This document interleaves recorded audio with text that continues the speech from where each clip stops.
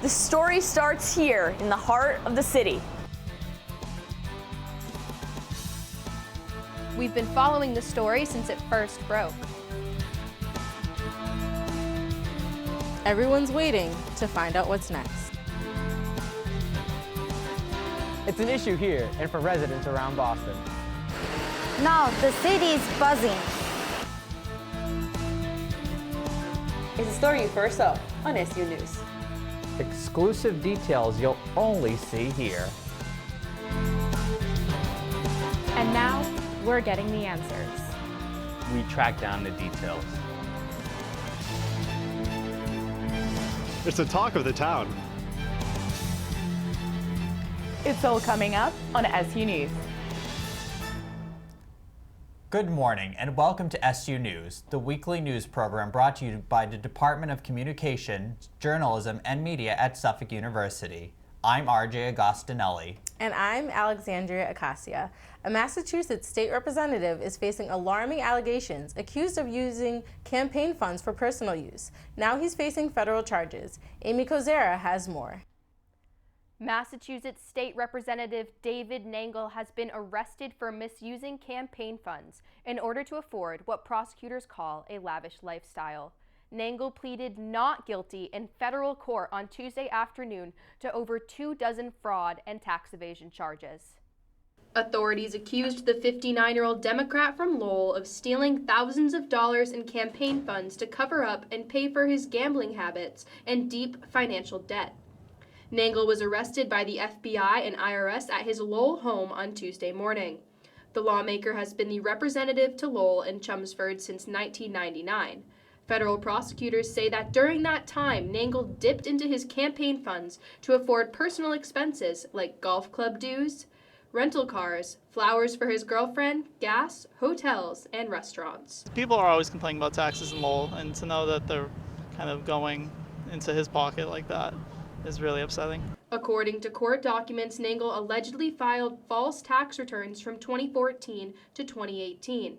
Speaker of the House Robert DeLeo said Tuesday that the allegations against Representative Nangle are serious and troubling and, if true, represent a significant betrayal of public trust.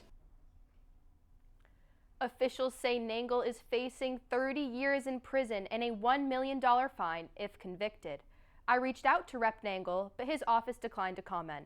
Live in the studio, I'm Amy Kozera, SU News. Also making headlines, the race for Senate. Senator Ed Markey and Congressman Joe Kennedy III squaring off for the first time in a high-profile debate. Reporter Maxim Isaac was there and has all of the highlights. Senator Ed Markey and Congressman Joe Kennedy went head-to-head in the first primary debate to discuss issues of laws, finances, and other issues to deliver ideas to get the people of Massachusetts on their side. Kennedy criticized gun legislation, saying it had not been meaningful for years. The last transformative law that was signed into the bill that was signed into law to transform the way the federal government protects the environment was signed by Richard Nixon with the Clean Air Act. That's just not accurate. The last meaningful gun safety legislation passed in the last week of December of 2019 when my bill was actually signed by Donald Trump. On the topic of the Green New Deal, Senator Ed Markey was questioned about leaving out carbon tax and responded with, "So we can accomplish this goal. There are many different pathways we can take in order to accomplish this goal." After the debate, Kennedy was questioned as to why he's running against Markey on the Green New Deal. I think there's more that comes with ensuring that we can, in fact, move critical climate legislation. Both candidates were exposed for taking money from a fossil fuel company, and Markey was questioned why he did not return the contribution, and Kennedy was asked why he did not return the investment. Look, I vote my convictions. And from my perspective, what I've done is I've taken on that company. There is not a single vote that anybody can point to that shows that investment holdings that have been long held have influenced my vote once. Markey sparks controversy when he explains who will be the deciders in his Modern People's Pledge plan. Who decides it? Well, you will decide.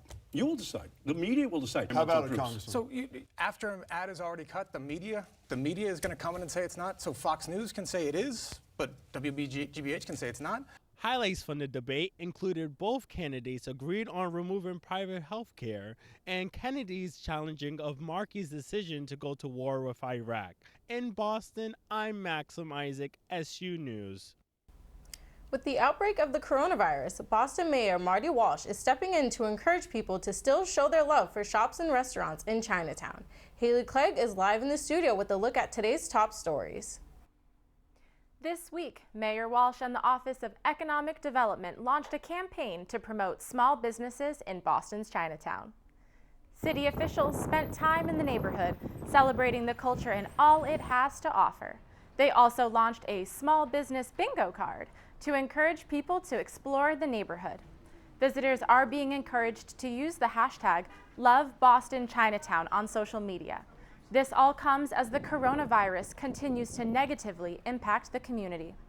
And Wednesday, Sony, one of the biggest names in the gaming industry, unexpectedly announced it would be pulling out of this year's PAX East convention. The reason? Concerns over the coronavirus. Organizers of the event say the convention, scheduled to begin next week, will go on as planned. And some good news for renters. Mayor Walsh announcing that 2019 marked the lowest year-over-year increase in housing rental prices since 2014. A citywide analysis found a 1.3% increase. Last year, that number was 3.3%. City officials say they are optimistic about these new reports and hope to see housing prices continue to stabilize in neighborhoods all across Boston. Reporting from Studio 73, I'm Haley Clegg, SU News. Massachusetts is joining several other states, filing a major lawsuit against e-cigarette company Juul. State leaders say the company illegally targeted minors. Massachusetts joins New York, Pennsylvania, Minnesota, and California as the other states suing Juul over its marketing practices. An extensive investigation by Attorney General Maura Healey uncovered documents and evidence showing an advertising blitz on popular kids' television networks of its products. Massachusetts residents largely support this lawsuit against Juul. I'm sure there's that percentage of society that will actually sit down and make their kids put their phone down for a minute and talk to them about Juul and flavored inhalants and other things like that. But that's, that's a very small percentage that's going to sit down and talk to their kids about that. In response to the Attorney General's lawsuit, Juul says in a statement that it is working to earn the trust of society. Reporting from the Massachusetts State House, RJ Agostinelli, SU News. A big Boston company announcing a major round of layoffs. Hundreds of workers at Wayfair losing their jobs. And now, people want to know what's next for the company. Boston-based online furniture retailer Wayfair has laid off 550 employees within the company, including 350 at their headquarters in Copley Place. The e-commerce company made the unexpected announcement last week, leaving hundreds unemployed. Suffolk University business professor Russell Sadel weighs in. A company like Wayfair, like most tech-based companies, whether it's Uber or Lyft or WeWork, a lot of the focus tends to be on growth as kind of a primary objective. So I think that's why you see a lot of the uptick in hiring originally, and now when they start to refocus and kind of look more at the efficiency and trying to make profit, that's what drives some of these layoffs. The idea that they grew to a point that was probably unsustainable, and now the need to retrench a little bit also drives those layoffs. Wayfair is one of the largest employers in Massachusetts. The recent layoff is about 3% of their total workforce. The company released a statement saying that the reasoning for the cuts were to be more efficient and more impactful towards their customers. Wayfair says it plans to maintain operations at its offices and website as usual, despite the layoffs. Turning now to the flu outbreak, many people are still avoiding getting a flu shot.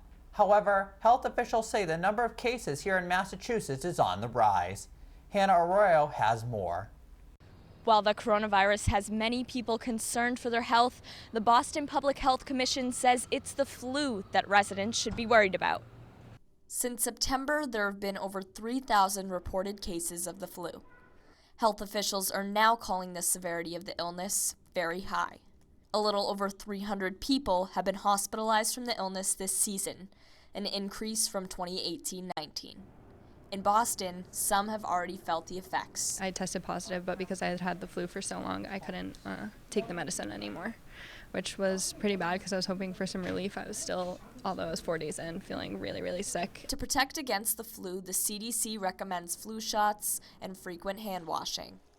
Flu season starts to wind down by the end of April, but health officials are still encouraging residents to take preventative measures. I wish I had gone sooner into urgent care because I would have been able to take the medicine. Many doctors' offices and pharmacies are still offering flu shots around the city of Boston. Reporting for SU News, I'm Hannah Arroyo. Let's see what's coming up next. Still ahead, a new way to travel from Boston to the Big Apple. Plus, the mild winter is setting records. Stay with us. It appears these hot ashes are about to be dumped, which could possibly start a wildfire. How will Smokey deal with such a hot situation? The garden hose defense. Next, a thorough stir. Then another spray. And finally, feeling if the ashes are cool. Oh, yeah. Ah, yes, the selfie. A ritual practiced so frequently with this tribe, but not so much by Smokey Bear. Only you can prevent wildfires. Sure, I look cute now, but when my owner lost his job, it was rough. I was living on the street, and one night, me and this Cocker Spaniel got into it so bad, I wound up looking like an ice cream cone. I cried a little bit, but thankfully I got rescued, so I'm running, I'm jumping, all back to my old self. And I'm ready to give unconditional love, even if you put a lampshade on my head.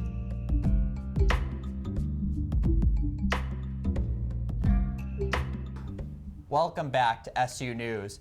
After 2 years of hearings and proposals, seaplanes are coming to Boston Harbor. Cape Air is set to start offering flights between Boston and New York City, and it's a big chance for city residents. Daria Lisova has more. Now there will be more ways to get to the New York after a new seaplane proposal was approved. On Thursday, city officials signed off the proposal from Cape Air, and that has been in the works since 2016. According to the Boston Planning and Development Agency, the trial period will last for a year, with seaplanes taking off from Boston Harbor and landing in Manhattan. I think it's a great idea. I think it would be great for the city to just fly from here to New York City. I love flying over the water. I fly to Matinicus, Maine a lot, and it's an island. And so I just think flying over the water will be really wonderful for the city. The plan has been controversial for a long time. For now, trips will be limited to 4 times a day, and the seaplanes would be able to fit 9 passengers. Passengers will access the seaplanes here at Boston Waterfront Marina. I'm Daria Lisova for SU News. People across Boston have been enjoying a mild winter with warm temperatures and a lack of snow. But the winter is not over yet, but it's already setting a record. Anim Osmani explains. It's been an interesting winter here in Boston. We saw some early snow, but January and February might have been a different story. Massachusetts is a very mixed bag, especially now where it's mostly sunny as opposed to snowstorms and all that. Mild temperatures mean people have been getting out and enjoying the sun and fresh air. And if you think it felt like a mild winter, scientists are backing you up. I did notice that as I lived through January. I'm like, there is no snow in January. Where is everything? And now I know that there might be like snow later on, coming like towards later on in February and early March. And I'm like, what the heck? The National Oceanic and Atmospheric Administration says last month was the hottest January in modern recorded history across the globe. The warmest January temperatures in Boston came on the 12th, when the city reached a record high of 74 degrees. The average temperature for January is 35 degrees. The trend of record-breaking numbers is carrying into February. As of this week, Boston is seeing the second warmest February on record. Looking ahead of the month of March, scientists say there is an expected pattern change where we will see sustained cold. For SU News, I'm Anim Osmani. We'll be back after this short break, but first, let's take a look at what's coming up next. Still ahead, a special contest with a Valentine's Day theme. And next, A major renovation coming to a Boston park, and the city wants your help. We'll be right back.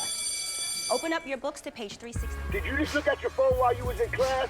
You played yourself. Talking about inspirational quotes. You gotta believe in yourself. Don't ever play yourself. The key is to make it, so make it. Louise, can you give me an example of an inspirational quote? Don't play yourself. The key is to make it. And who said that? I did. Now that's a major key alert. Learn the real major keys to getting to college at GetSchool.com.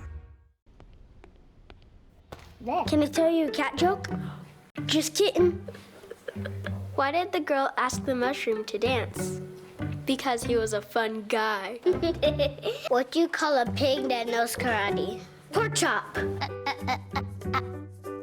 So how does a tissue dance? Put a little boogie on it.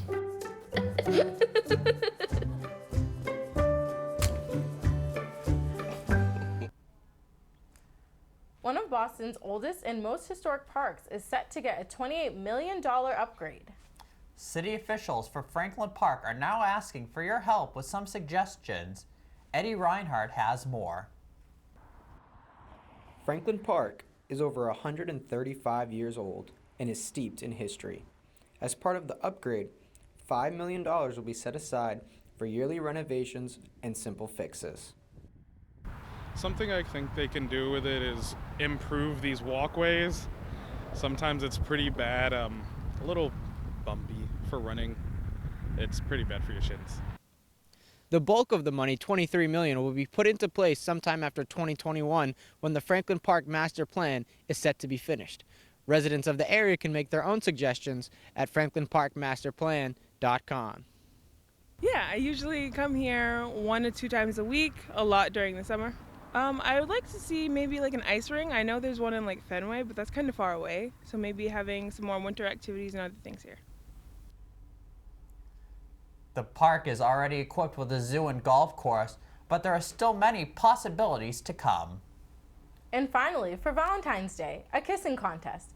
Dozens of couples coming together to prove just how strong their love and lips are. Sofia Hernandez has more. Today we're here at Faneuil Hall with a kissing contest that is happening right behind me. Love was in the air all weekend across Boston. Dozens on hand for a longest kiss contest in Faneuil Hall on Saturday. Just something fun and different that we could really use to have some fun here on Valentine's Day.